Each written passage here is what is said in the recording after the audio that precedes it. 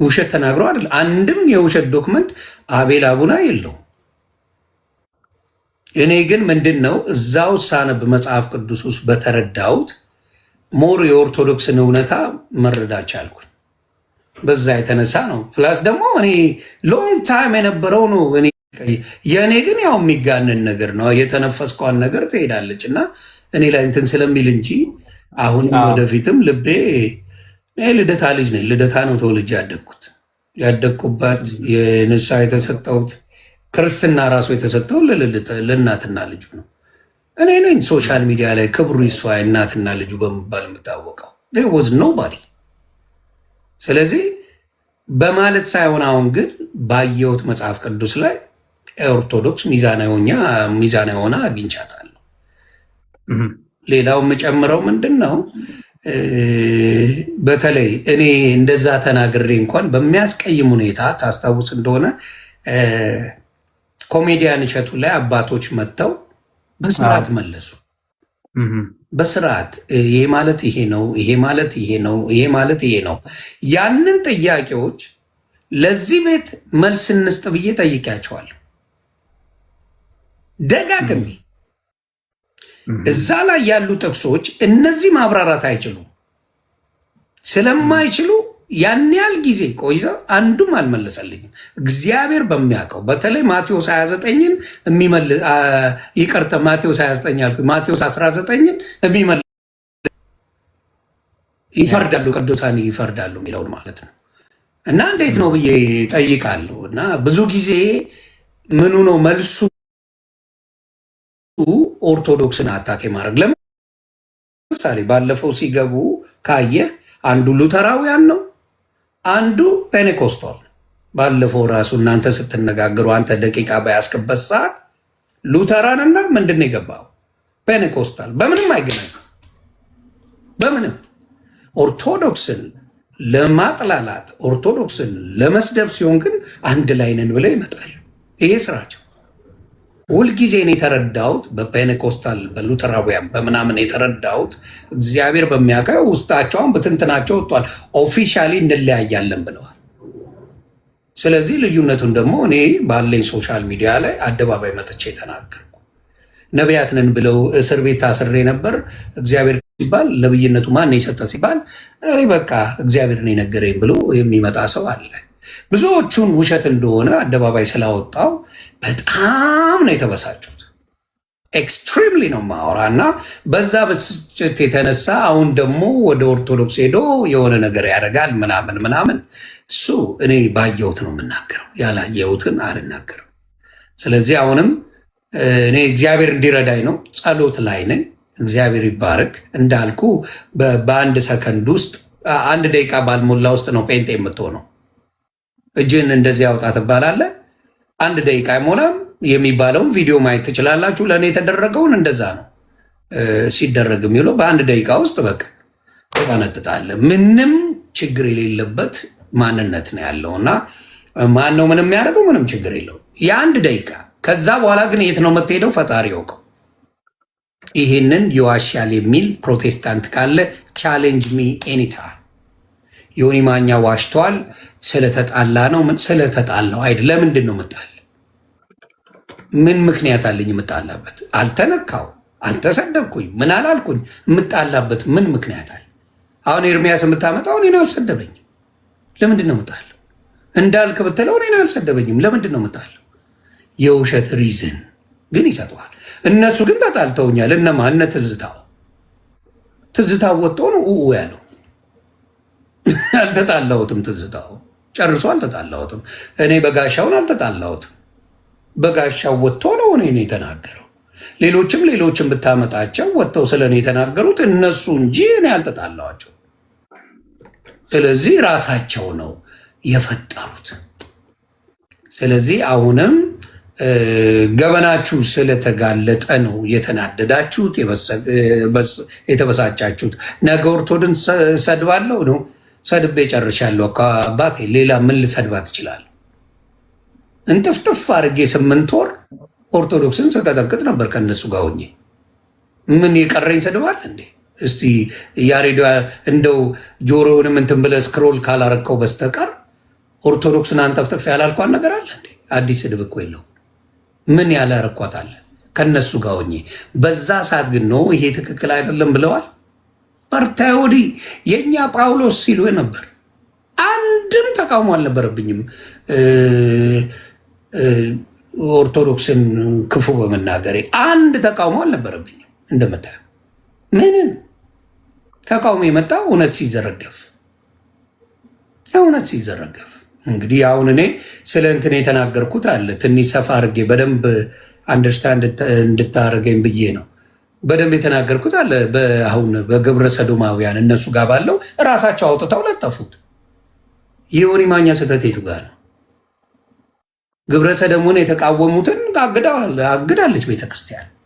ከዚህ በፊት አብረው ህብረት ሲሰሩ እንደነበረ አሁንም ደግሞ እየሰሩ እንዳለ ይታወቃል። ሙሉን ነገር እኔ ስናገረው ሰው እውነት ነው እንዲህ ያለው ብሎ ከነ መረጃው ስለሚመጣና በመረጃ ስለማወራ ለዛ ነው የተናደዱት።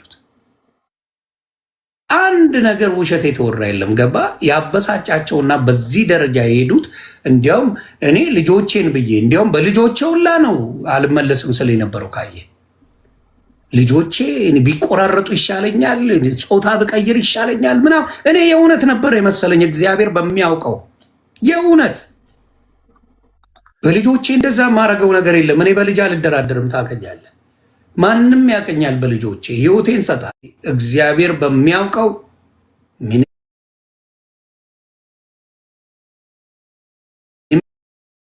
ጨርሶ አያውቁትም። እርስ በራስ የሚባሉበት እንጂ እርስ በራስ ተከባብረው የሚያመልኩበት መድረክ እንኳን የላቸው። ስለዚህ ያንን ተረዳው፣ በደንብ አየው። ከዛ በኋላ እግዚአብሔር በፈቀደው ሰዓት እውነቱን ይገልጣል።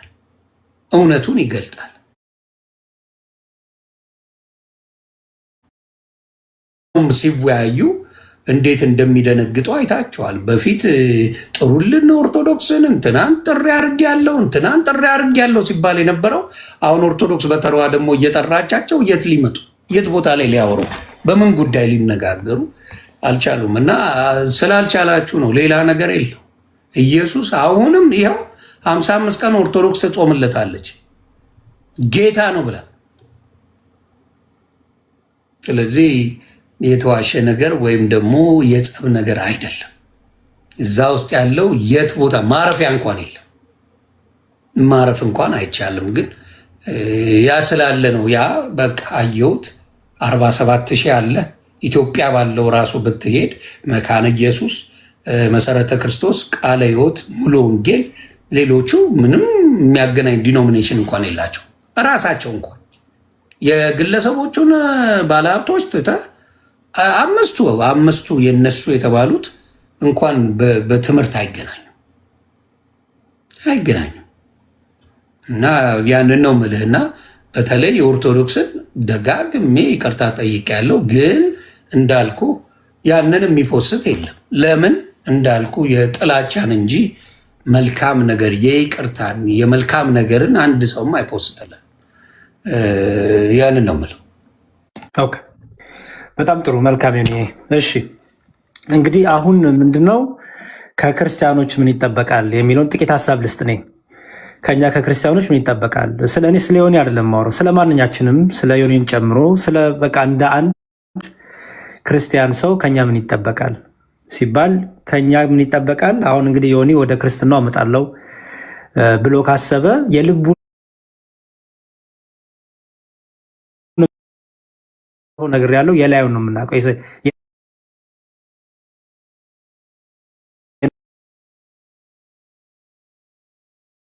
ውስጥን ግን የምታውቀው አንተ ነህ። ብዙዎቻችሁ በኮመንትም አሁን የማየው ምንድነው ነገ ይሰድበናል፣ ነገ እንዲያረገናል።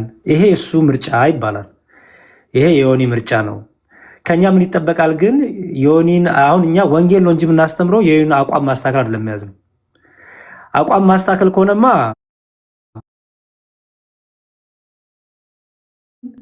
መድኃኒት ሊሆን የሚችለው ቃለ እግዚአብሔር ነው። ለምንም አይነት ኃጢአት፣ ለምንም አይነት በደል፣ ለምንም አይነት ባህሪ መድኃኒት የሚሆነው ቃለ እግዚአብሔር ነው። አለቅ። ከቃለ እግዚአብሔር ውጭ ምንም አይነት መድኃኒት የለም። አጋንንት ላለበትም፣ የስድብ መንፈስ ላለበትም፣ የዝሙት መንፈስ ላለበትም የምን በቃ ብቻ በሚያስቸግረን ባህሪ በደል ውስጥ የለንም ወይ? እኛስ ዕለት ዕለት ኃጢአትና በደል ከአንደበታችን በሕይወታችን በስጋ በነፍሳችን እግዚአብሔር አላሳዘንም ወይ? በእግዚአብሔር ዘንድ እግዚአብሔርን ማሳዘን ደረጃ የለውም። እግዚአብሔርን የሚያስከፋ ነገር መስረቅም ሆነ መዘሞት በእግዚአብሔር ዘንድ የተጠላ ነው። በቃ አለቀ። እኔ የሚገባኛ ነው። ስለዚህ ከምን መድኃኒት እሱ ስለሆነ የሚያስተካክል እሱ ስለሆነ አንደበትን የሚያርም ልብን የሚገዛ መንፈስን የሚያረጋጋ ወደ ማስተዋል የሚያመጣ ቃለ እግዚአብሔር ስለሆነ ከኛ የሚጠበቀው ይህን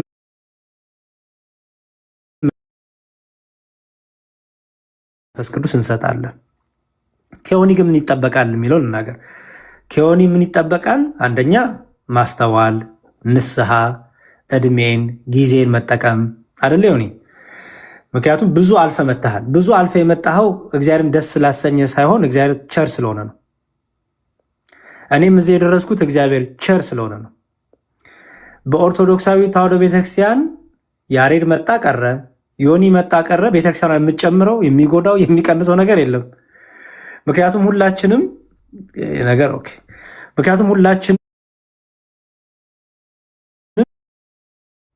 ለራሳችን ጥቅም ነው እና ስለዚህ ከአንተ ምን ይጠበቃል? ዮኒ እንግዲህ ትምህርቱን ተምረህ በደንብ በቃ አሁን ወደ ክርስቲያን ሕይወት መመለስ እፈልጋለሁ ስትል ንስሐ ይጠበቃል።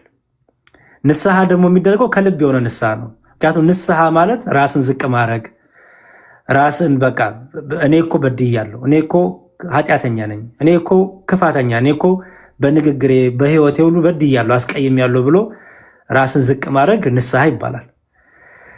ባትበድልም ደግሞ አባታችን የሚለው ጸሎት ላይ ምን እንላለን ዮኒ? እኛም የበደሉንን አይደለም ነው የበደልናቸውን አይደለም የበደሉንን። ስለዚህ በድለነው እግዚአብሔር ይቅር ካለን ከኔና ካንተም ተበድለንም እንኳን ይቅር ማለት ያስፈልጋል ማለት ነው። ክርስቲያን መገለጫው ይሄ ነው። ተበድሎ ሳይሆን ምንድነው? በድሎ ሳይሆን ተበድሎም ይቅር ማለት ያስፈልጋል። ለዛ ግን ምን ያስፈልጋል? አሁንም ንስሐ ያስፈልጋል። እና ትክክለኛ ንስሐ ደግሞ ለሚዲያ የሚነገር አይደለም፣ በሚዲያ የሚታይ አይደለም። እሱማ ሽወዳ ነው፣ ድራማ ነው። ትክክለኛ ንስሐው ነፍስህና እግዚአብሔር የምትነጋገሩት ንስሐ ነው። ስለዚህ የበደሉህንም የበደልካቸውንም በእኩል ይቅርታ መጠየቅ አንደኛው ትልቁ ነገር ይሄ ነው ማለት ነው። ትልቁ ነገር ይሄ ለአንተ ጥሩ ጭንቅላት፣ ጥሩ እረፍት ይሰጣል ብዬ አምናለሁ። አንድ ሰው አዝኜብሃለሁ ካለ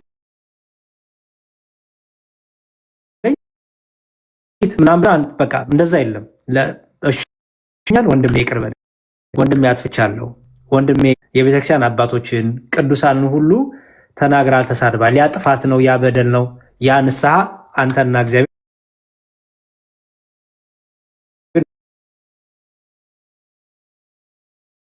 መማር፣ ማወቅ፣ መረዳት፣ ረጋ ማለት፣ ማስተዋል ይፈልጋል። ያንን ደግሞ ጊዜን ወስደህ ያን ማድረግ ያንተ ድርሻ ነው የሚሆነው ማለት ነው። ከኛ ከክርስቲያኖች የሚጠበቀው ልናገር። ከኛ ከክርስቲያኖች ምን ይጠበቃል?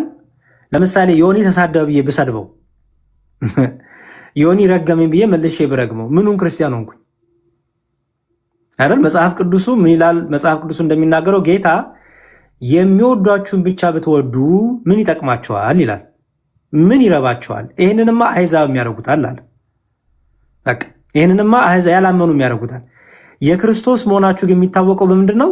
የሚሰድቧችሁን፣ የሚጠሏችሁን፣ የሚረግሟችሁን ስትመርቁ፣ ስለሚያሳዷችሁ ስትጸልዩ፣ ስለሚረግሟችሁ መልካም ነገር ስትናገሩ፣ ፍቅርን፣ በጎን ነገር ስትመኙላቸው፣ ስትጸልዩላቸው ይላል መጽሐፍ ቅዱሱ። ይሄ ለእኛ ለስጋውያን እኮ አይመችም፣ ግን ደግሞ ክርስቲያን ሲሆን ግን ይመቻል። ስለዚህ ከኛ ከክርስቲያኖች ፕሊዝ እኔ እናንተን የምመክረው ምንድን ነው? መሳደብ፣ ሐሜት፣ በዚህ ገብቶ በዚህ ወጥቶ ጊዜያችሁን በሐሜትና በስድብ ፕሊዝ አትግደሉ እድሜያችሁን። በተለይ ጾም ላይ ስለሆነ ቢቻል ለሁሉ ሰው ጸልዩ። እንዴ ለሚገሉን እየጸለይን አይደል እንዴ? ለሚያርዱን ወደ እሳት ለሚከቱን እየጸለይን አይደል እንዴ? እንደ እፎይ የሚሰደባለ? እንደ እፎይ የሚረገጣለ? እንደ እፎይ የሚሰደባለ? የለም እኮ። ግን የእፎይ መልስ እያያችሁት ነው። ምንድን ነው? ይቅር ባይ ነው፣ እድል ይሰጣል፣ ፍቅር ይሰጣል አይደለ? በቃ አለቀ። ያንን ደግሞ ወደ ህይወታችን እናምጧ። እፎይን ማድነቅ ሳይሆን እፎይን እንሁን። ምን ያህል የእፎይን ትዕግስትና ፍቅር እያያችሁት ነው። ኦኬ። ስለዚህ ከኛ ከክርስቲያኖች ከሐሜት ወተን ስራችንን እንስራ። በቃ አለቅ። እንጸልይ፣ እንበርታ።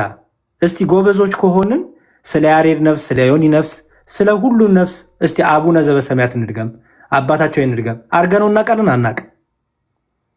ስለዚህ ክርስቲያን ክርስቶሳዊ ልብ መጽሐፍ ቅዱስ ሚላል ቅዱስ ጳውሎስ መሰለ ዮኒ ይሄን ክፍል ላንብብልና እስቲ ምን ማለት ነው ትነግረኛለህ? ቅዱስ ጳውሎስ ነው ያለው። ምን አለ? በአንደኛ ቆሮንቶስ ምዕራፍ 2 ቁጥር 16 አንደኛ ቆሮንቶስ ምዕራፍ 2 ቁጥር 16 ሚላል የጌታን ልብ ማን አውቆት ነው አለና እኛ ግን የክርስቶስ ልብ አለን ይላል። አስተውል። እኛ ግን የክርስቶስ ምን አለን? ልብ አለን። የክርስቶስ ልብ ምን አይነት ልብ ነው?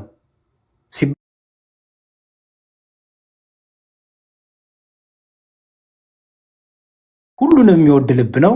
ለሚወጉት፣ ለሚገሉት፣ ለሚያርዱት ምህረትን የጠየቀ ነው። ምህረትን ያደረገ ነው። ቸር ነው። ከቀራጮችና ከዘማውያን ጋር ይውላል። ከተጣሉት ጋር ከተናቁት ጋር ይውላል። ስለ አንዲት ነፍስ ብሎ ጊዜውን ወስዶ ያስተምራል። ያቺ ነፍስ ያቺ ሳምራዊት ሴት ትዝ ይል እንደሆነ ውሃ ልትቀዳ ሄደችው እኮ ስለዛች ነፍስ ብሎ እኮ ነው ጌታ ያወረደው። ባይዘወይ በድንገት እኮ አይደለም ሄደው፣ ከዚህ ሆን ብሎ ያችን ነፍስ ለማዳን ስለ አንድ ይገደዋል ጌታ። ስለ እነሱ በጣም ይጨንቀው ነበር ጌታ። በጣም እኮ የሚገርም ነው። እስጢፋኖስን እንውሰድ። እስጢፋኖስ ሐዋርያት ሥራ ምዕራፍ 7 ቁጥር 55 ላይ በድንጋይ እየወገሩት የሚገርም ነገር የድንጋይ ውግራት አልነበረም። በቃ የሚሰማው የእነሱ ኃጢአት የእነሱ በደል ነበረ። እና ምን ይል ነበረ እስጢፋኖስ? ምን በላቸው ነበረ? ይቅር በላቸው።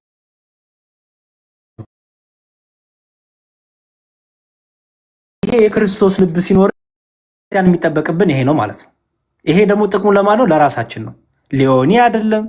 ዮኒ ነገ ቢሰድበን እኛ በረከት አገኘን እኮ እንዴ። ዮኒ እኔን ጥርግ አድርጎ ቢሰድበኝ እኮ እኔ በረከት ነው ያገኘሁት እኮ ዮኒ አይደል? ምክንያቱም በማገልገል የክርስቲያን በረከት ነው የምታገኘው። ምክንያቱም ምን አለ ጌታ? ስለ እኔ ሲሰድቧችሁ ምን ይበላችሁ? ደስ ይበላችሁ። በቃ በረከታችሁን ተቀብላችኋል ነው። እና ፕሊዝ ክርስቲያኖች ለራሳችን ነፍስ ጥቅም ስንል ከስድብ ከሐሜት እንውጣና የክርስቶስ ልብ ይኑረን። ዮኒ ምንም ይሁን አቋሙ ከኔና ከእናንተ እንደሚጠበቀው የክርስቶስ ልብ። በዚህ የክርስቶስ ልብ ከኖርን የሚገሉንን የሚያሳዱንን ሁሉ ክርስቶስ ማሳየት እንችላለን። እንኳን ዮኒን አይደለም ማለት ነው። ኦኬ። ዮኒ በኦርቶዶክሳዊ ተዋሕዶ ቤተክርስቲያን ተጠምቆ ልጅነትን ያገኘ ነው። አሁን ስትመለስ የልጅነት ጥምቀት አይደለም የምትጠመቀው ዮኒ። እኛ ዳግም አጥማቂዎች አይደለንም ታውቃለህ። ምክንያቱም የልጅነት ጥምቀት አንዴ ነው የምትሰጠው። አንተ ልጅነትን አይደለም ያጣኸው፣ አንተ ከቤተክርስቲያን የራከው። ስትመለስ በቄደር የምትጠመቀው ለዛ ነው። ወይም ንስሐ ጥምቀት ይባላል፣ ወይም የእንባ ጥምቀት ይባላል። አየኸው? በቃ ማንን እኛ የምንፈርድ? አንተን ኢየሱስ ክርስቶስ ሊጠራህ ወደ ቤቱ ሊመልስ ከፈለገ እኔ ማነኝ በር ላይ ቆሜ መንገድ የምዘጋ? የሉቃስ ወንጌል 2 አይነት ወንድማማቾች አሉ። ዮኒዬ ባልትናንት ነግሬህ ነበረ፣ ግን ቃሉን ባነበው ደስ ስለሚለኝ ነው። እና በደንብ አስተውልና ስማኝ። ይሄ ለአንተም እና ደግሞ አሁን ላይ በስድብ በሐሜት ውስጥ ተጠምደላለን ሰዎች ትምህርት ይሆናል ብዬ አስባለሁ። እንዲህ ይላል ክርስቶስም እንዲህ ብሎ አስተማረ። የሉቃስ ወንጌል ምዕራፍ 15 ቁጥር 11 እንዲህም አለ፣ አንድ ሰው 2 ልጆች ነበሩት። በደንብ አስተውል። አንድ ሰው 2 ልጆች ነበሩት። ከእነርሱም ታናሹ አባቱን አባቴ ሆይ ከገንዘብ የሚደርሰኝን ክፍል ስጠኝ አለው። ገንዘቡንም አካፈላቸው። ከጥቂት ቀንም በኋላ ታናሹ ልጅ ገንዘቡን ሁሉ ሰብስቦ ወደ ሩቅ አገር ሄደ። ከዚያም እያባከነ ገንዘቡን በተነ። ሁሉንም ከከሰረ በኋላ በዛች አገር ጽኑ ረሃብ ሆነ። እርሱም ይጨነቅ ጀመር። ሄዶም ከዚያች አገር ሰዎች ከአንዱ ጋር ተዳበለ። እርሱም እሪያ ሊያሰማራ ወደ ሜዳ ሰደደው። እሪያዎችም ከሚበሉት አሰር ሊጠግብ ይመኝ ነበር፣ የሚሰጠውም አልነበርም። ወደ ልቡም ተመልሶ እንዲህ አለ፣ እንጀራ የሚተርፋቸው የአባቴ ሙያተኞች ስንት ናቸው? እኔ ግን ከዚህ በራብ እጠለፋለሁ። ተነስቼ ወደ አባቴ እሄዳለሁና አባቴ ሆይ በሰማይና በፊትህ በደልኩ፣ ወደፊትም ልጅ ልባል አይገባኝም። ከሙያተኞችም እንዳንዱ አድርገኝ እለዋለሁ። ተነስቶም ወደ አባቱ መጣ። እርሱም ገና ከሩቅ ሳለ አባቱ አየውና አዘነለት። ሮጦም አንገቱን አቀፈውና ሳመው። ልጁም አባቴ ሆይ በሰማይና በፊት በደልኩኝ፣ ወደፊትም ልጅ ልባል አይገባኝም አለው። አባቱ ግን ባሪያዎቹን አለ፣ ፈጥናችሁ ከሁሉ የተሻለ ልብስ አምጡና አልብሱት፣ ለእጁ ቀለበት ለእግሩም ጫማ ስጡ፣ የሰባውንም ፍሪዳ አምጥታችሁ ረዱት፣ እንብላም ደስም ይበለን። ይህ ልጄ ሞቶ ነበርና ደግሞም ሕያው ሆኗል፣ ጠፍቶም ነበር ተገኝቷልም። ደስ የሚላቸው ጀመር። ታላቁ ልጁ በእርሻ ነበረ። መጥቶም ወደ ቤት በቀረበ ጊዜ የመሰንቆና የዘፈን ድምፅ ሰማ። ከብላቴናዎችም አንዱን ጠርቶ ይህ ምንድን ነው ብሎ ጠየቀ። እርሱም ወንድም መጥቷልና በደህና ስላገኘው አባትህ የሰባውን ፍሪዳ አረደለት አለው። ተቆባም አልወደደም። ወጥቶ ለመነው።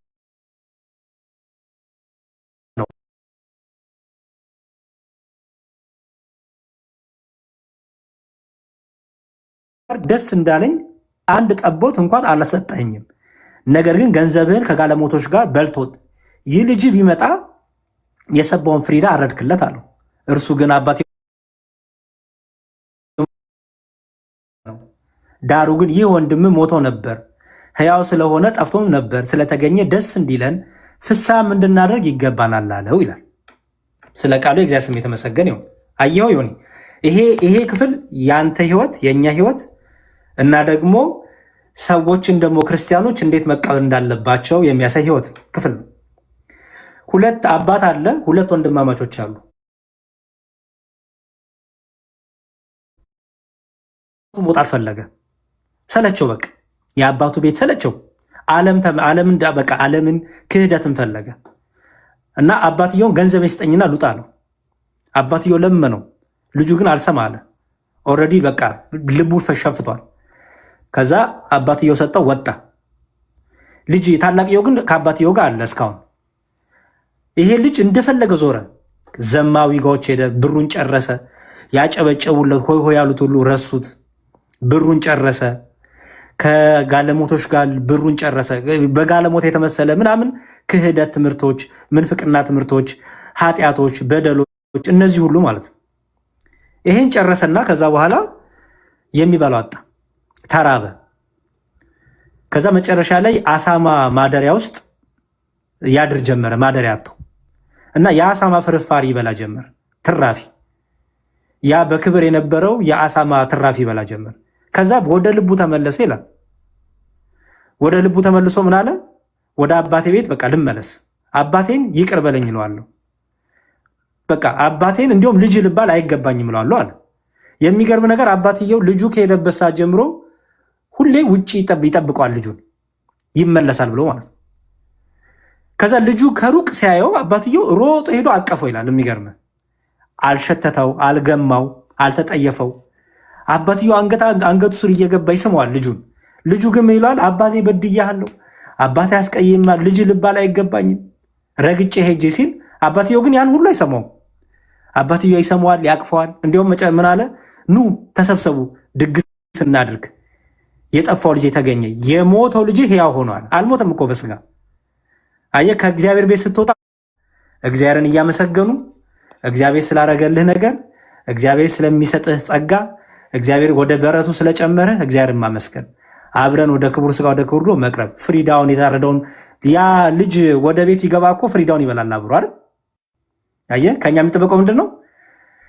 በአንተ እግዚአብሔርን አመስግነን እኛም ቁጭ ብለን አብረን የታረደውን ኢየሱስ ክርስቶስን ደሙን መጠጣት፣ ስጋውን መብላት ከኛ ይጠበቃል ማለት ነው። ስለዚህ በዚህ ልብ ውስጥ የሌላችሁ ወንድሞች እህቶች ካላችሁ ንስሐ እንግባ። እኛ ከዮኒ የምንፈልገው እንዲማር፣ ወደ እግዚአብሔር ቤት እንዲመለስ። አልመለስም ካለ ከኛ የሚጠበቀውን አድርገናል። እያለቀስን እያነባን እርሱ ወደሚፈልገው ይሄዳል ማለት ነው። እኛ ደግሞ በእግዚአብሔር ቤት እግዚአብሔር እንደ ቸርነቱ እንዲያጸናን ደግሞ እንለምናለን።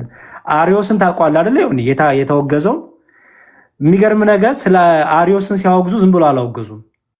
ለምነውታል፣ በጣም ለምነውታል፣ አስተምረውታል። በጣም ብዙ እድል ሰጥተውታል፣ በጣም ከምል በላይ። መጨረሻ ላይ ሲለዩት አባቶቻችን እያለቀሱ እየሳሙ ነበር። አርዮስ እያሉ እያለቀሱ እያቀፉት፣ እንወድሃለን፣ እናፍቅሃለን፣ ግን ትምህርትን ጠላ ነው። ግን ትምህርትህን አልፈለግነውም።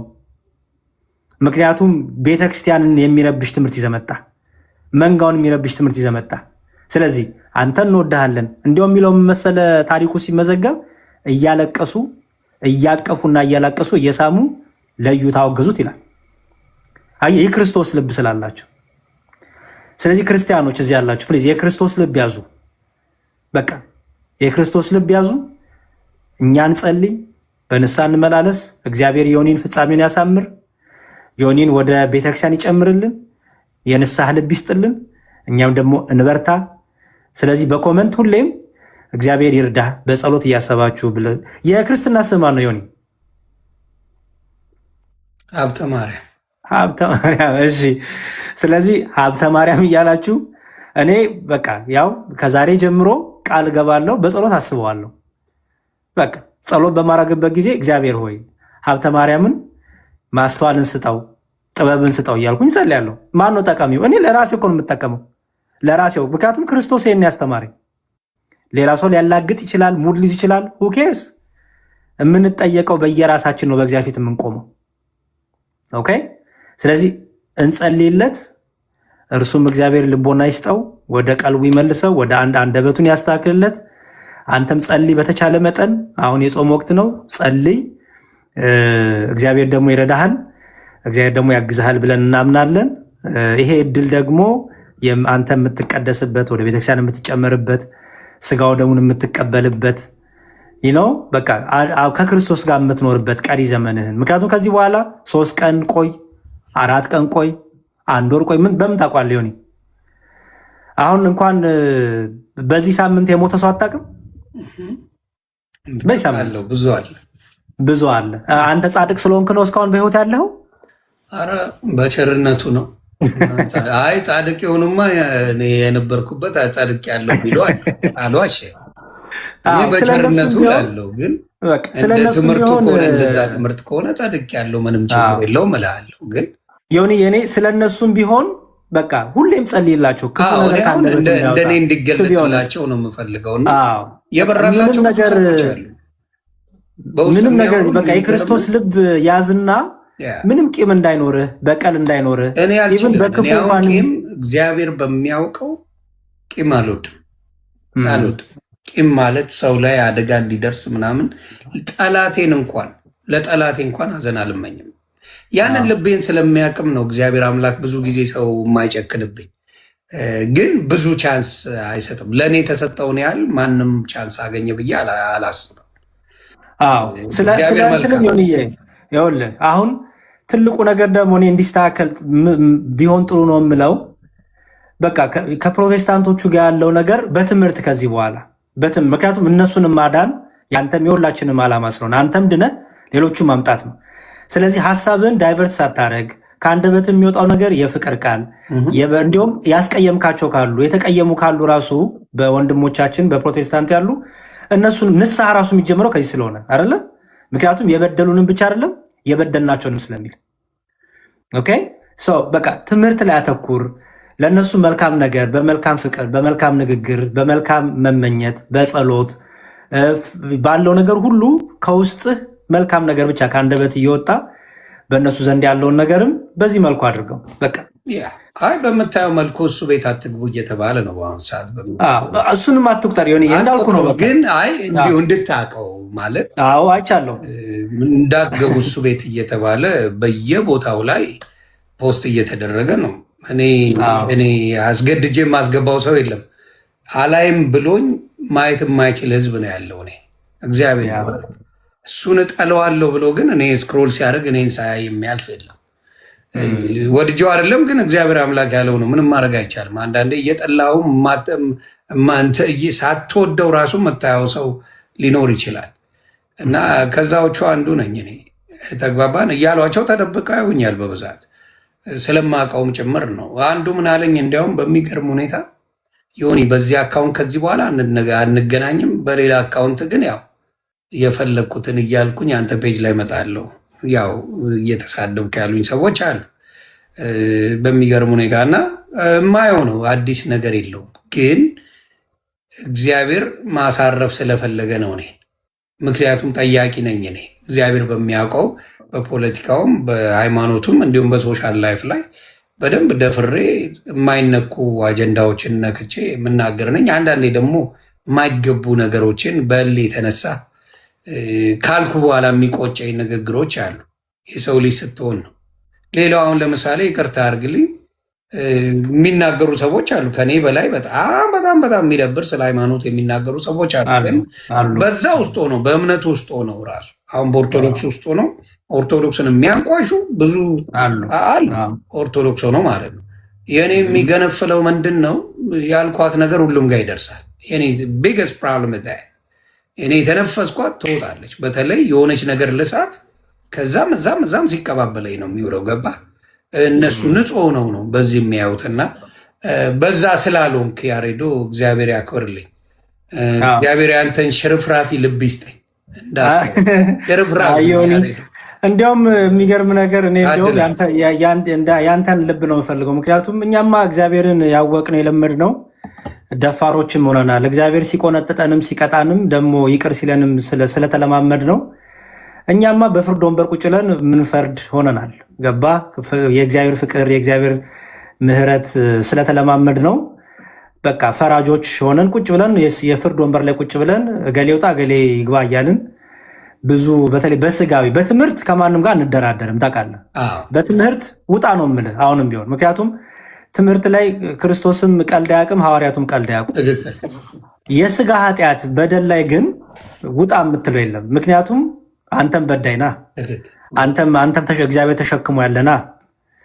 ስለዚህ እኛ እሱ ይሄ የፍርድ ነገራችን ከልባችን ካልወጣ አስቸጋሪ ነው። እግዚአብሔር ይርዳ፣ እግዚአብሔር ይርዳን። እንዳልኩ በቃ አንደበትህን ገርተህ በፕሮቴስታንቱም ሳይድ ያሉትን መልካም ነገር እየተመኘ ከመጡ መልካም በትምህርት በተረፈ ምንም ፐርሰናል ነገሮች ሳይነሱ ምንም የግል ነገሮች ሳይነሱ በቃ እግዚአብሔር ይቅር ይበለን፣ እናንተንም ይቅር ይበላችሁ፣ እኔንም ይቅር ይበለኝ፣ በንግግሬ በተናግሬ አስቀይሚያችሁ ከሆነ እናንተንም ይቅር በሉኝ ብለህ አዲስ ፔጅ አዲስ ምዕራፍ እግዚአብሔር እስክሪብቶና ደብተር ሰጥተዋል። እስክሪብቶ የተባለው ምንድነው? ደብተር የተባለው ምንድነው? ደብተርክ እድሜክ ነው እንግዲህ ጊዜክ ነው ከዚህ በኋላ ያለው። እስክሪብቶክ ደግሞ ምንድነው? የተሰጠህ እግዚአብሔር የሰጠህ ደብተርክ ላይ የምትጽፈው ህይወትክ ነው። ስለዚህ አዲስ ነገር ጽፈህ በአዲስ ህይወት በአዲስ አንደበት ዳዊት ሲጸልይ ለአንደበቴ ጠባቂ መልአክን አቁም ብሏልና በቃ ለአንደበትህ እግዚአብሔር ጠባቂ መልአክትን አቁሞ ክርስቶስ የሚጠቀምበት ምርጥ ዕቃ እንዲሆን ህይወትህ ከአንተ የሚጠበቅ ድርሻ አለ። እግዚአብሔር ደግሞ መሐሪ ነው። ከኛ ከክርስቲያኖች ደግሞ የክርስቶስ ልብ ይኑረን። ከኛ የሚጠበቀው እናድርግ፣ እንጸልይ። ጌታ ወደዚህ ምድር የመጣው 99ኙን ነገር ትቶ አይደለ? ለአንድ ነፍስ እኮ ነው የመጣው። አዳም ምን ያልበደለዋል? እስቲ አሁን አንተና አሁን እኛ ዮናስ በደለ የምንለውን ይዘን እና ክርስቶስ የእኛን ኃጢአት ይዞ የተሸከመውን ብናነጻጽረው ምንም እኮ አይገናኝም። እንደኛ እኮ በጣም በጣም በጣም ወራዳና በደለኛ የለ። ግን ክርስቶስ ቸር ነው፣ ቸር ነው። ይሄ ማለት ግን ነገ ዮናስ ነገ ተመልሶ ቤተክርስቲያንን ቢሰድብ ነገ ተመልሶ ሌላ ነገር ድራማ ቢሰራ እኛ ክርስቲያኖች ምን እንደምናደርገው ይባል በጸሎት እናስበዋለን የሚለው ምንድነው? መጽሐፍ ቅዱሱ መሰለ ይሆኒ አንድ ሰው ቢበድልና ብታዝንበት ለራሱ ነገር ይላል። መጀመሪያ ይኸው እየነገርኩ ነው። ለራስ ቤት ከፍቻ አላማውም ማለት ስምንም ማስቻ አላቅም እንደምታውቀው ይኸው ለፊት ለአንተ ነገርኩ። ያ ሰው ባይስተካከል ጓደኛ ይዘህ አንድ ቀረብ ያለ ሰው ይዘህ ደግሞ አናግረው ይላል። አስቡ። ከዛ ደግሞ አሁንም ባይስተካከል ደግሞ በህብረቷን አናግረው ይላል። በቤተክርስቲያን ሆነ አሁንም አልሰማ ቢል የቤተክርስቲያን ሽማግሌ ይዘህ አናግረው ይላል። አየው። አሁንም ደግሞ አልሰማ ቢል ምን አድርገው ለቤተክርስቲያን ሰተህ ለእግዚአብሔር ሰተህ ከእርሱ ግን ምን በል ተለይ ይላል። አየው። ኦኬ። ይሄ ሁሉ ሂደት ለምንድን ያስፈለገው ይባል? ከሐሜት ለመዳን። አየው። ሐሜተኛ ከመሆን ስለአንተ ሳወራ እድሜን ከምፈጅ በዚህ ወጣ በዚህ ገባ ከምፈጅ ከእኔን ከሐሜት ለመጠበቅ ከቂም ለመጠበቅ ከቁጣ ለመጠበቅ እነዚህ ሂደቶች እንሄዳለን ማለት ነው። ለቤተክርስቲያን ሰተተለይ ማለት ነው። ስለዛች ነፍስ በቃ እግዚአብሔር እንዲምራት እግዚአብሔር ይቅር እንዲላት ምን አድርጋት ነው? ጸልይላት። በቃ ለእግዚአብሔር ስጣት። አንተ የሚጠበቅብን ነገር አድርገሃል። ከኛ የሚጠበቅብንን ነገር እናደርጋለን። ቀጥሎ ደግሞ ለእግዚአብሔር ሰተን፣ እግዚአብሔር ደግሞ ልብን የሚመራ የሚያስተካክል ነውና ለእግዚአብሔር ሰተን በጸሎት እያሰብን የክርስቶስን ልብ ይዘን እንግዲህ ጌታ እስኪመጣ እንበረታለን ይሆን ብለን እናስባለን። አሜን። አይ እኔን እግዚአብሔር የሚያበረታ አምላክ፣ የሚያበረታ የሚደግፋ እንደ ሰው ቢሆንማ አልኩ። በተለይ እኔ የምኖር አይመስለኝም እንደ አበሻው ንግግር በጣም በጣም በጣም በጣም ይጎዳኛል ብለው የሚያስቡ ሰዎች አሉ። የሚገርመኝ በጣም አሁን በአቡነ ማትያስ እንዲሁም የአቡነ ማትያስን ስፔሻሊ የሆነ ጦርነት በነበረበት ጊዜ ኦርቶዶክስ ተብዬ የተባሉት ሁሉንም እያልኩ አይደለም፣ በጦርነቱ ጊዜ እሳቸውን ሲወቅሱ የነበሩ ሰዎች ነበሩ። በጣም ብዙ በሚዘገንን ሁኔታ ሶሻል ሚዲያ ላይ እየፖሰቱ ዘግዝቀው ስትሰድቡ የነበራችሁ ስንት ናችሁ? ራሳችሁን ጠይቁት። የእኔ ስራ ልክ ነው እያልኩ አይደለም። እናንተ ስታረጉት እኔ እስከዛ ወጥቼ ነው። እዛ ሆኜ ቢሆን አዎ ይባላል። ከዛ ከወጣው ለእኔ እኮ ምንም አይደሉም እሳቸው። ተግባባል። በዛ ደረጃ ስታረጉ የነበሩ ወንድምና እህቶች ነበራችሁ እኮ።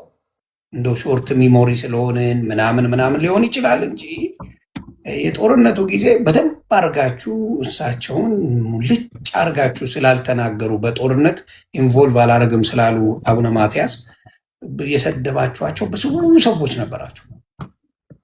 እና አንዳንዴ ሰውን ስንወቅስ ራሳችንን ብናይ እኔም አድርጌው ነበረ ወይስ እኔ ንጹህ ነኝ የሚለው ወንድማችን ያሬዶ እንዳለው ብናይ ጥሩ ነው። እኔ አሁንም አልኩኝ፣ ትላንትም ከትላንት ወዲያም ብያለሁ። ምናልባት ቪዲዮን አይተ ሊሆን ይችላል። ለኦርቶዶክስ የምጨምርላት የምቀንስላት 5 ሳንቲም ነገር ምንም ነገር ለዘመናት የኖረች ስንት ዘንዶች መጥተውባት የተቋቋመች ወደፊትም የምትቋቋም ቤት ናት። ምንም በአለት ላይ የተመሰረተች ምንም ነገር የማይሸረሽራት እንደሆነች አሳይታለች። ምንም አለት ላይ ነው ያለችው። በአሸዋ ላይ የተመሰረተ ማን እንደሆነ አብረን የምናየው ይሆናል። እና ትልቁ ነገር ምንድን ነው? እኔ ተምሬያለሁ ወይ ነው? እኔ ድኜበታለሁ ወይ ነው? ስለዚህ አብዛኞቻችሁ አሁን በነገራችን ላይ አንተ ቤት መጥተው ኦርቶዶክስ መስለው የሚሳደቡ የሌላ እምነት ተከታዮች እንዳሉ ተረዱ። በፊት አላውቅም ነበር። እግዚአብሔር በሚያውቀው እዚህ ቤት ትልቅ ሴራ እንዳለ የምነግራችሁ ኦርቶዶክስ መስለው በፌክ አካውንት ገብተው ብዙ ነገር ይጽፋሉ። ስለዚህ እሱንም ጥንቃቄ አድርጉ። ምክንያቱም የኦርቶዶክስ በእምነቱ ላይ ትንሽ ጨከን ይላል። ደስ የሚል ነገር አለ እና የራሱን ሰው አሁን ያሬዶ ጋር መጥቶ ኖ ዌይ ኦርቶዶክሳዊ እህት ሆና ኦርቶዶክሳዊ ወንድም ሆኖ ወንድም ያሬድን የሚናገረው የለም። 100% ሹሮኝ ይናገራለሁ። ኦርቶዶክስ መስሎ ፕሮፋይል አድርገው ሆን ብለው የሌላ አሁን ነው የቅዱሳን ስዕላትን አድርገው መስለው የሚመጡ ሌሎች እንዳሉ ግን እንድታውቁ ብዬ ነው። ይሄ ነገር ስላለ ስለማውቀው እዚህ ቤት አሉ። በደንብ ኦርቶዶክስ እንድትጠላ ትልቅ ፕሮጀክት አለ። በጣም ሂውጅ። ይሄ የዋህ ቤት ስለሆነች ይሄን ሌላው ጋር ያለውን ብዙ ምንድን ነው የሚፈልጉት ከኛ የሚለው ጥያቄ የላትም ኦርቶዶክስ። ያም ይመስለኛል እግዚአብሔር ያቆያት። እዚህ ጋር ግን ኦርቶዶክስን እንዴት ነው የምናፈርሰው ተብሎ አጀንዳ ተይዞ የሚመጣል። እግዚአብሔር በሚያውቀው በደንብ ተደራጅቶ ኦርቶዶክስን እንዴት አድርገን ነው መንበትናት ተብሎ አጀንዳ ተይዞ ስለ ክርስቶስ ሳይሆን ሞር ፎከሱ ልዩነት ቢኖር በዚህ ጋር እንነጋገር፣ ምንድነው ልዩነታችን እስቲ አንድ እንሆንበት ተብሎ የሚሰበክ ሳይሆን እንዴት አድርገን ተለያይተንም ኦርቶዶክስን እንዴት እናጥፋት የሚል አጀንዳ ተይዞ እንደነበረም እሱንም እንድታቁት ነው። እና ሲጠይቋችሁ ከየት ነው ብሎ መጠየቅን የመሰለ መልካምነት የለምና እግዚአብሔር ኦርቶዶክስን ይጠብቃት። እግዚአብሔር ተአምሩን ያሳያል፣ ይገልጣል። ብዙዎቹ በንሳ ይመለሳሉ ብዬ አስባለሁ።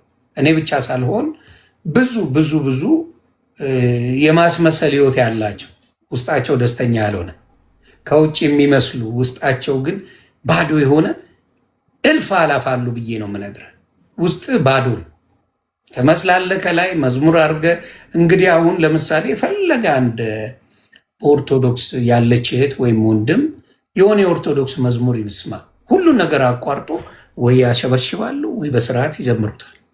በፈለግከው ሂድልኝ። ቢች ላይ ሆነው እኮ ነው መዝሙር የሚለቀቀው። አባቴ ማሸብሸቡ ራሱ አስፈላጊ እንዳልሆነ አድርገው ነው። እና እኔ አንዴ እንዲያውም ተቆጥቼ ተናግሬ ይህ ሰውዬ ሊቀየር ፈልጎ ነው እንዴ ብለው የዛሬ ስንት ወር እንትን ሲሉብኝ ነበር። እና ቢያንስ ፈሪሃ እግዚአብሔር የሚባለው አብሶሉትሊ አለ። ፈሪሃ እግዚአብሔር የእግዚአብሔር ነገር ሲነሳ ድንግጥ የሚል ማንነት ኦርቶዶክስ ውስጥ አለ። ድንግጥ መዝሙር ሲመጣ ድንግጥ ማለት ገብተዋል። ያንን የሰጠ ማንነት ካለ እውነተኛ መንፈስ እንዳለ እያየነው ነው። እና ብዙ በንስሐ የሚመለስ ብዙ እንዳለ እናገራለሁ። እና አንተ ከተለያየን በኋላ ማሳያቸው አንዳንድ ቪዲዮዎች አሉ። ራሳቸው ወንጌላውያንን አስተማሪ ነን የሚሉት ያሉትን ቃል በቃል የት ነው የሚመጣው ሲያርፍ ብለው ራሳቸው የሚናገሩትን እኔ እንደ ትምህርት አድርጌ ስድብ አይደለም፣ እኔ አይደለም የምናገረው። የራሳቸው አስተማሪ ነን ወንጌላዊ ነን ሲሉ ኦርቶዶክስን ሲወቅቱ የሚውሉት ስለ ራሳቸው ሲነጋገሩ ምን እንደሚሉ የማሳይበት ነገር ይኖራል ብዬ አስባለሁ። ለሁላችንም ልቦና ይስጠን ነው። እኔ ግን ውስጤ ሰላም እያገኘ ነው፣ እግዚአብሔር በሚያውቀው። ጥሩ መልካም ይሁን። እንግዲህ እንዳልኩት ነው። በተቻለ መጠን ትምህርቶች ላይ ማተኮር፣ ኢቨን ፕሮቴስታንቶች ራሱ ቻሌንጅ ማድረግ ከፈለግ በግለሰቦች ድካም በግለሰቦች ኃጢአት ሳይሆን በትምህርት ምክንያቱም ኃጢአትማ አንተም ሁላችንም እንሰራለን። በትምህርት ነው በትምህርት ያ ትምህርት ነው፣ ሀሜት ሳይሆን ትምህርት። ኤግዛክትሊ እሱ ነው እያልኩ ያለሁት። በቃ በተቻለ መጠን ሀሜትና ትምህርትን መለየት፣ ምክንያቱም እግዚአብሔርን ደስ አያሰኘው። እኛ በሀሜት እግዚአብሔር አይከብርም። ለምሳሌ አሁን ነገ እግዚአብሔር ፈቅዶ ወደ ቤተክርስቲያን ወደ ኦርቶዶክሳዊት ቤተክርስቲያን ብትመለስ በቀደር በንስሐ ጴንጤን ብትሰድብልን ለኦርቶዶክስ አጠቅማትም፣ እግዚአብሔርም ደስ አይሰኝም። ኦር ጴንጤ ሆነ ደግሞ ኦርቶዶክስን ብትሰድብ ኦር ደግሞ ክርስቲያን ሆነ ሙስሊም ብትሰድብ እግዚአብሔር በዛ አይከብርም። እግዚአብሔር በስድብ አይደለም የሚሰበከው። እንግዲህ ወንጌላዊንም ብለው 10 ዓመት ሙሉ ይህን ሰርተውታል። ባይገባኝም እኔ ፍርዱ ለእነሱ እንተዋለን። ሆን ግን አሁን ከኔና ከአንተ ምን ይጠበቃል ነው። 7 ዓመት ዩቲዩብ ሸቅለውበታል እንደምታ ከኔና ከአንተ ምን ይጠበቃል ነው። ምክንያቱም እንሞትና በፍርድ ወንበር እንቆማለን በክርስቶስ ፊት እና ክርስቶስ ምን እስቲ ለእኔ ብላችሁ ሐሜት ያማችሁልኝ፣ የሆነን ግለሰብ የሰደባችሁልኝ፣ የሆነን ቤተ እምነት ያንቋሻችሁልኝ ኑ ወደ እኔ ጥሩ ሰራችሁ አይለንም። የሚለን ምንድን ነው? ምን ፍቅር ሰጣችሁ? ጠላቶቻችሁን ወደዳችሁ ሆይ? የሚሰድቧችሁን መረቃችሁ ሆይ? ከሐሜት አንደበትን ቆጥበ ልብን ንጹህ አድርገ በይቅርታ በንስሐ ተመላለስኩ ነው ትልቁ ክርስቶስ ይፈልገው። እና ያንን እግዚአብሔር አንተም እንድታደረግ መንፈስ ቅዱስ ይርዳ፣ እኛንም ይርዳን ወደ እውነተኛው እግዚአብሔር ደስ ወደሚሰኝበት፣ ይሄ ሰው የሚያጨበጭብለት ሰው ምናምን ደስ የሚሰኝበት ሰውን እግዚአብሔር ደስ የሚሰኝበት ህይወት ለአንተም ለሁላችን የሚስጠን። እድሜህን የንስሐ ጊዜው እንግዲህ አሁን እየጾመው ስለሆነ የንስሐ ጊዜ ለአንተም ለሁላችን የሚስጠን። አንድ መዝሙር ላሰማህና በተለይ አሁን የተናገሩ ነገር የሚጠቀልልልን ስለሆነ በዛ መልኩ ቢሆን አሪፍ ነው። እስቲ ልክፈተው፣ ስማ። መንፈስ ቅዱስ አሐዱ አምላክ አሜን። እንደምን እስከ ሰዓት ቆያችሁ? አሜን። የአምላካችን የእግዚአብሔር ስም ከአጽናፈ ዓለም እስከ አጽናፈ ዓለም የተመሰገነ ይሁን። የዘማሪት ሲስተር ህይወት ተፈሪ የሆነውን ምናሉ ብታስተምረኝ የሚለውን መዝሙር በአንድነት በተመስጦ እንዘምር።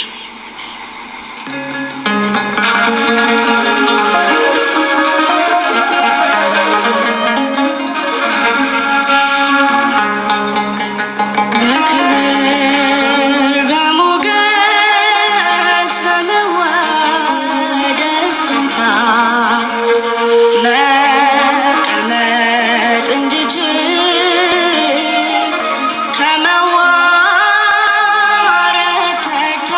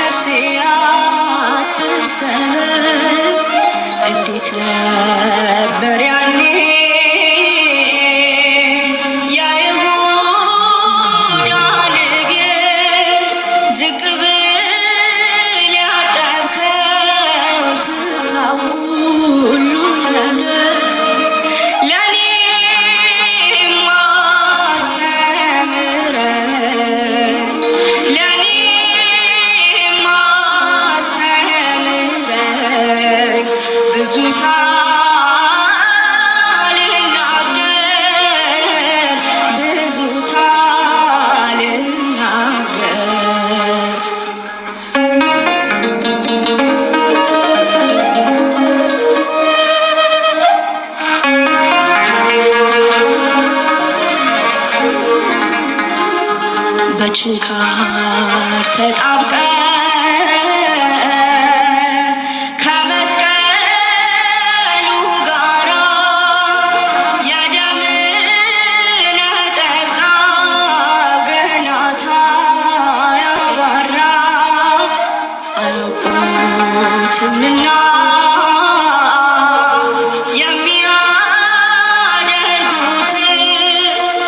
ይቅርታን የለመንክ ናጠጡ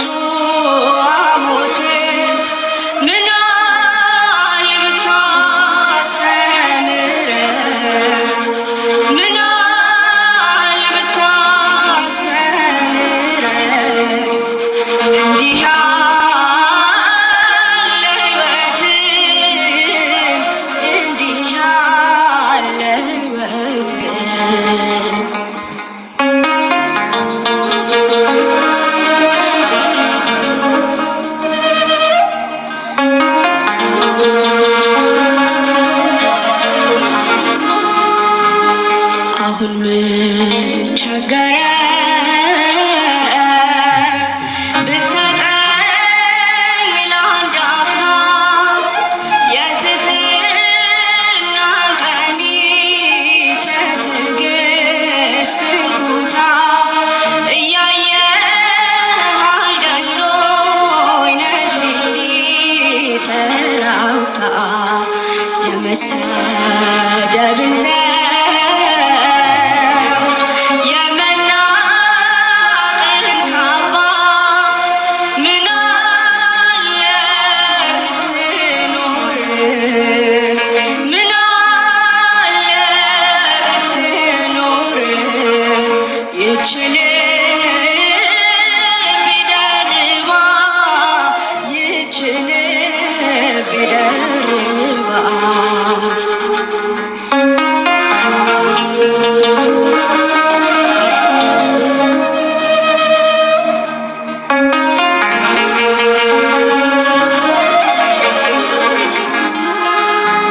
ትዕቢት ለተሞላ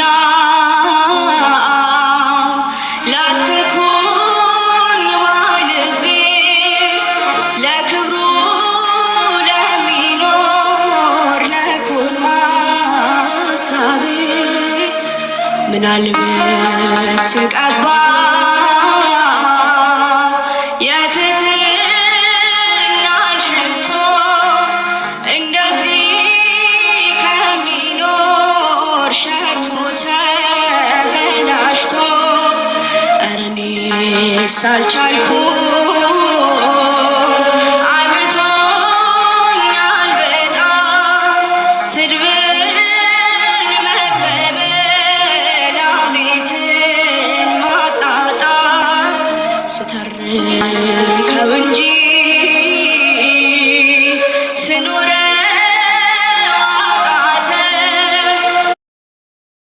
ይህን መራር ጉዞ አንተ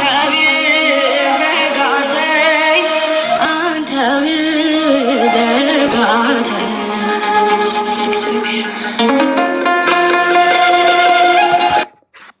እሺ የሚገርም መዝሙር ነው።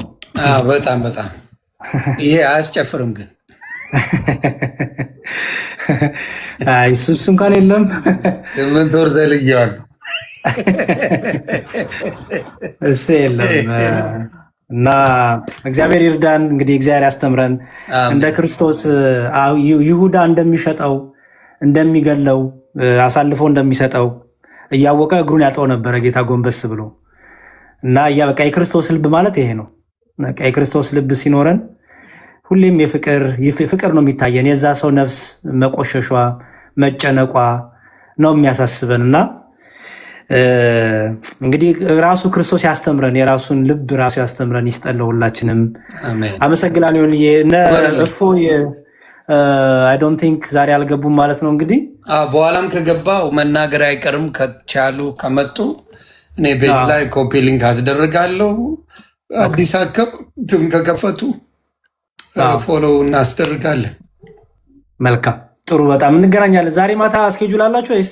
የለንም። ዛሬ ትንሽ ረፍት ሁሉም እየወሰደ ነው። በጣም እየመሸባቸው ምናምን ነገር ሰዓቱ ትንሽ ሌት እየሆነ ለአንተም እየተመቸ አይደለም እና ለሁላችንም ትንሽ እርሊ እያደረኩ ለመግባት ሞክራለሁ። በቃ ጥሩ። አይ ቲንክ አሁን ኔክስት እርሊ ሲሆን ደግሞ ኢትዮጵያ ሌሊት ይሆናል። አሁን ግራ የገባኝ ምንድነው ለነሱ አይ ቲንክ በቀን በዚህ 9 o'clock ብገባ ለኢትዮጵያም ለአሜሪካውም ለውጭም ለሚኖረው ጥሩ ነው ብዬ አስባለሁ እና ስኬጁሉን አስተካክዬ ገባ በዚህም በኢትዮጵያም ሁሉም ሰው እንዲያገኘው ለማድረግ እንችላለን። በጣም ጥሩ። የሚገርም ነገር እዛ የቅዳሴው ባለፈው ፕሬዘንት ያደረኩት በጣም ብዙ ሰው በቃ እኔ ራሱ ነዝሮኛል። እግዚአብሔር በሚያውቀው ብዙ ሰው ነው የፖሰተው እና ጣዕም እንዳለው ምን እንዳለው ያሳያል እና በጣም ነው ደስ ያለኝ። እንዲያውም ሌላ ጊዜ ሲገኝ ብሎ እንትናንም አውርቼዋለሁ ወንድማችን ዮሐድን አውርቼው ገና እኮ ቅንጣቢዋ ናት ምንም አላሰማንም አለ። ገና አልሰማንም እና አንድ ቀን እንዲያውም ፕሮግራም ይዘን እሱን ብናደርገው ተባብለናል እና አንተም ጊዜ ሲኖር እንትን ብለን የእንግሊዝኛውም የአማርኛውም የግዕዙም ስላለ እሱን እያሳየህ ጊዜ ሰተህ ብታደርገው እንዴት በደስታ እኔ ራሱ በጣም ነው ደስ የሚለኝ። ልደታ ነው የወሰደኝ እግዚአብሔር በሚያውቀው። እዛ እናስቀድስ ነበር ልጅ ሆነን እና እዛ ነው የሄድኩት። ወዲያው ነው የወሰደኝ። በጣም ከባድ ነው አንዳንዴ እና እግዚአብሔር ይስጥልኝ። እሱን በጣም ነው የወደድኩት። በጣም በቃ ቅዳሴያችን በጣም የሚገርም ውብ ነው። በቃ ማለት ክርስቶስን አሰብክም ለሚሉ ሰዎች ግርም ነው የሚለኝ እና ይሄ ቅዳሴ እንግዲህ 2000 ዓመት በላይ ሊሆነው ነው ይሄንኑ ስንል ማለት ነው። ይሄ ደግሞ በቃ ልክ በእኩል ቦታ በኢትዮጵያም በውጭም በየትም ያለች ቤተክርስቲያን ይሄው ነው በቃ ጸሎቷ፣ ቅዳሴ ጸሎቷ 14ቱም ቅዳሴ እና ድንቅ ነው፣ ልዩ ነበረ። አንተም ስላመቻቸህልን ቤትህን ከፍተህ እግዚአብሔር ይስጥልን። የምንድንበት የምንጠቀምበት ጌታ ደስ የምናሰኝበት ያርግልን። እናመሰግናለን። ሆንዬ ተባረክልኝ። ያሬዶ የእግዚአብሔር ይጠብቀ። አሜን። እሺ፣ ሰላም ያገናኛል። ሰላም ይብዛ። አሜን። ባይ። እሺ ያሬዶ። እሺ፣ በጣም ጥሩ። ዛሬ እንግዲህ ጥሩ ጊዜ ያሳልፈናል ብዬ አስባለሁ። እግዚአብሔር ይመስገን ስለነበረን ጊዜ። ጥያቄዎች ልቀበልና ወደዛ ብሄድ ጥሩ ይመስለኛል። እስቲ እሺ፣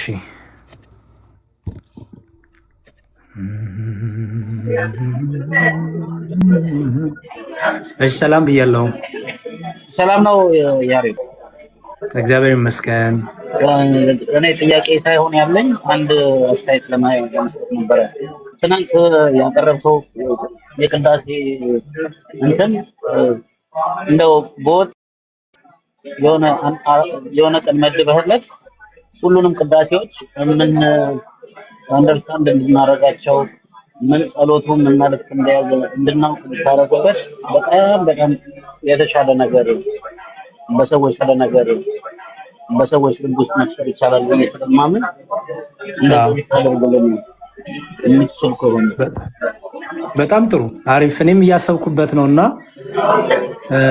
ከዚህ በፊትም እንደዚህ አልፎ እንደዚህ ያደርጋለሁ፣ ግን ያው ወጥነት ባለው መልኩ አላደረግንም። ጥሩ ሀሳብ ነው። እንደዛ ለማድረግ አስበናል። በዚህ በጾሙ ጥሩ ነው። እንደዛ አደርጋለሁ። ቢያንስ 40 አንድ ቀን መድበህ እንደዚህ አይነት የቅዳሴዎችን ትምህርት ስታስተምር ትልቁ ጸሎት በቤተክርስቲያናችን እሱ ስለሆነ እውነት ነው። እሱን ብናውቀው በደንብ የተሻለ ሃይማኖታችን እንረዳለን ብዬ ስለማምን እሺ ወንድም አለም እግዚአብሔር ይስጥልኝ፣ እግዚአብሔር ያበርታን። እሺ ማን ነው የሚለው? መባ ነው የሚለው። ሰላም ጤና ይስጥልኝ። እንዴት ዋላችሁ? እንዴት አመሻችሁ? ዲያቆን እግዚአብሔር ይመስገን ሰላም።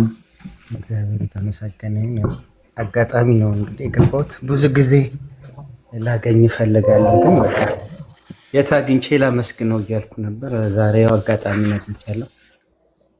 ብዙ ጊዜ አንተን ስለምንከታተል እንግዲህ ሃይማኖታችንን ያው ሰው ባለባበሱም በንግግሩም ይሰብካል ይባላልና በብዙ ነገር ተዋህዶን ስለምገልጽልን እግዚአብሔር ይስጥልን፣ እናመሰግናለን።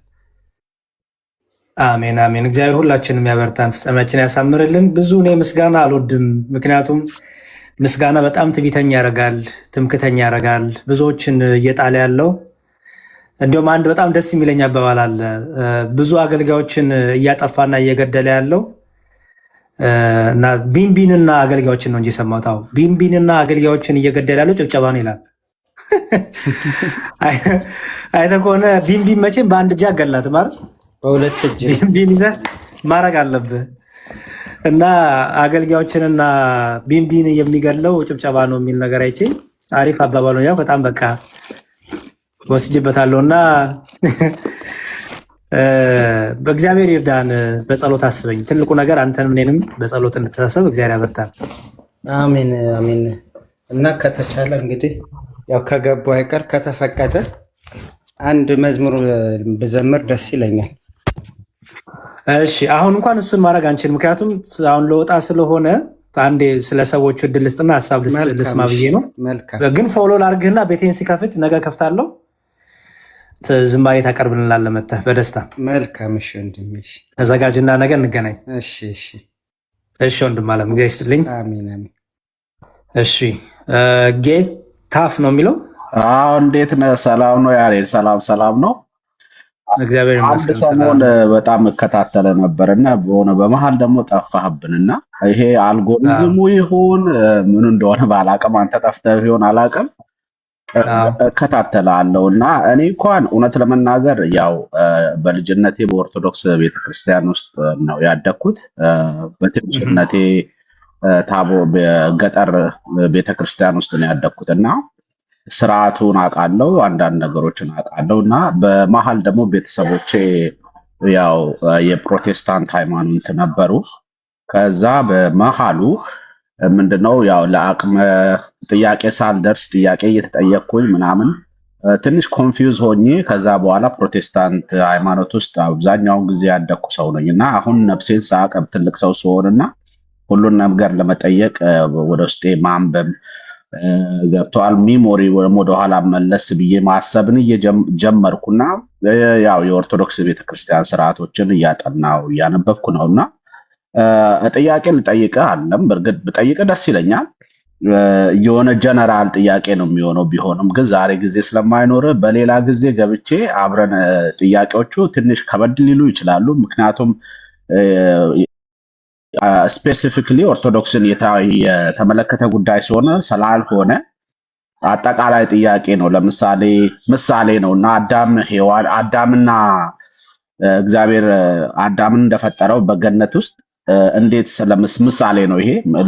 ሌላኛው ጥያቄ ነው ምሳሌው ይሄ ነውና እንዴት ሰይጣን እግዚአብሔር ባለበት እግዚአብሔር ህልውና ባለበት ስፍራ ከሰማይ ከተጣለ እንዴት እዛ አራተኛ አካል ሆኖ ሔዋንን በእባብ ላይ ሆኖ እንዴት ሊያስታት ቻለ የሚለው ጥያቄ ነው። መጽሐፍ ቅዱሳዊ ጥያቄ ነውና እንዴት አድርገህ እንደምታስረዳኝ እፈልጋለሁ። ምክንያቱም ይሄንን ሕፃን ልጅ ነው የሚጠይቀው። በእርግጥ አውቃለሁ ሕፃን ነኝ፣ ያው በመንፈሳዊ ነገር ደረጃ ሕፃን ነኝና ግን ጥያቄ ስለሆነ እግዚአብሔር ባለበት ህልውናው ባለበት ሰይጣን ሊኖር ይችላል ወይ የሚል ጥያቄ ነው አንዱና ሌላ ጊዜ ትመልሰዋለህ። አሁን አትቸገር። አመሰግናለሁ በጣም በርታ። እሺ በዚህ ቀጥልበት። እሺ እግዚአብሔር ያበርታን። እግዚአብሔር ይስጥልኝ። አሜን። እሺ ያው ጥሩ ጥያቄው ነው። ጥያቄው ጥሩ ነው፣ ግን ደግሞ ብዙ ጊዜ እኔ ማተኮር የምፈልገው እንደምታውቁት ከዘላለም ህይወቱ ጉዳይ ጋር ነው፣ ከመዳናችን ጉዳይ ጋር ነው። ሰይጣን በእባብ ገላ እንዴት ተሰወረ የዘላለም ህይወት አይሆነኝም። የሰይጣን አፈጣጠሩ እንዴት ነበረ? ሰይጣን ከክብር ከወደቀ በኋላ ምንድነው የቀረበት ክብር ወይም የተነሳው ጸጋ ምንድነው? ደግሞ እንደ መልአክ ደግሞ ያለው የራሱ ባህሪ ምንድነው? ምክንያቱም መላእክት የራሳቸው ባህሪ አለና ይህ አሁን እውቀት ነው እንጂ ከዘላለም ህይወት ጋር የሚገናኝ አይደለም። እና ሞር የዘላለም ህይወት ላይ የተያያዘ ጥያቄ ብትጠይቁኝ፣ ዶግማ ላይ ብትጠይቁ ይጠቅመናል፣ እኔም ለእናንተም ይጠቅመናል ወደ ዘላለም ህይወት ስለሚወስደን እንጂ አሁን ሰይጣን በእባብ ገላ መሰወር ምንድነው? ሰይጣን በእባብ ገላ መሰወሩ፣ ሔዋንን እንደዚህ ማናገሩ፣ እንደዚህ የሚለው ከእውቀት የዘለለ ለእኛ ለነፍሳችን ከዘላለም ህይወት ጋር የተገናኘ ነገር አይኖረውም። ያው ቤተክርስቲያን መልስ ስላላት መልስልህ ይሆናል፣ ግን ብዙ ያ እድሜያችንና ጊዜያችን ያንተም የኔም እድሜም ይባክናል።